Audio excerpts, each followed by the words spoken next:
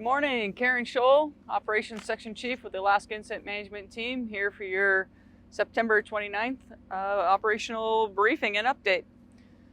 So yesterday, good day out and about. Marine layer burned off fairly easily and early. We were able to get a good flight around the fire, and we were also able to retrieve our smoke jumpers up in the Huckleberry Mountain area.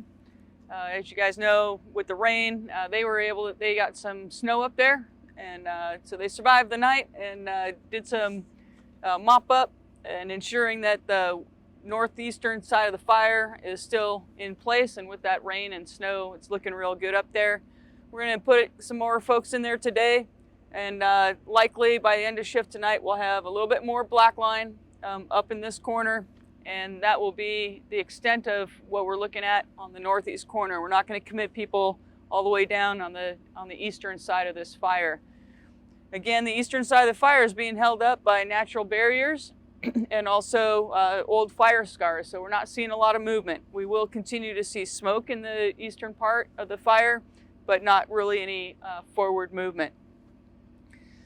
Other work that's happening up in the north part of the fire, we've got crews pulling hose, we've got crews working in repairing hand lines and removing brush and putting brush back over certain hand lines. We're getting equipment moved around into the places where they're going to get working. And so up in the Grider Ridge area, we'll be working along East Elk Creek. We're pulling hose on a lot of the structures in there. We're leaving some, but pulling a lot around the hunting grounds, Johnson Hunting Grounds. We're doing some snagging. So just a lot of little pockets of work happening all over the place, trying to get this fire and the repair work done. We'll have crews back in the chicken ladder area, checking to see if there's any heat along the control lines there and mopping up any heat that does remain. And then some additional snagging on the interior lines.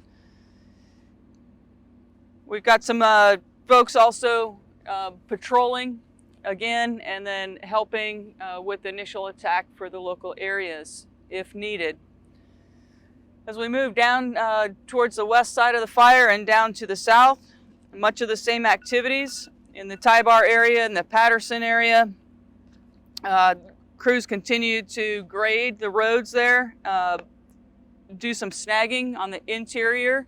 And again, the snagging is removing the hazard trees that are close to the road where they would possibly hurt firefighters and repair personnel in there. So we're really getting in there and trying to remove those hazards. We're not going super deep in off the roadways, but the imminent threats we're taking care of. Let's see, down around Camp 3 Road, crews continue to pull hose and dig out the barrow ditches, cleaning that of debris. At the Black Mountain area, you'll also see additional black on the line on the map from yesterday's map. We do have a little piece of open line.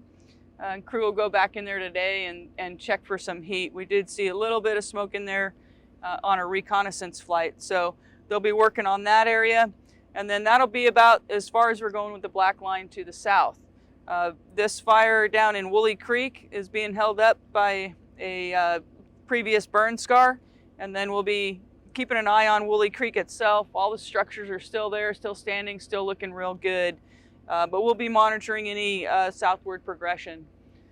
With this rain that we've received the other day, all the north-facing slopes are going to be really slow to recover. So it's probably going to take at least 10 days of really hot and dry weather to even get some of the light fuels to be able to consume. So a lot of smokers will still be happening in here, but no forward movement of the fire is anticipated.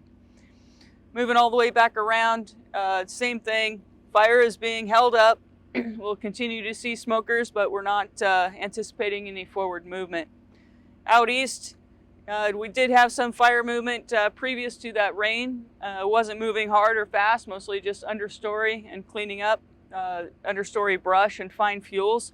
And that was all looking real good on the reconnaissance flight yesterday, as well as a little marble fire. They were able to fly that, and that's looking good. No heat or smokes found there.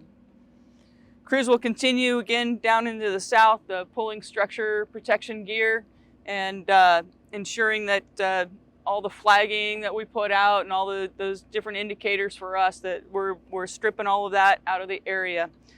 So they'll be working down in Oak Bottom along Salmon River Road as well. So that takes us about around through the fire area.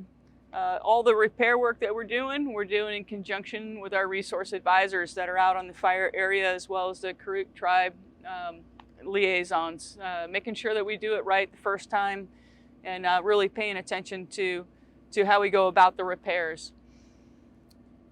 I think that's about it for today's update. You guys have a good day.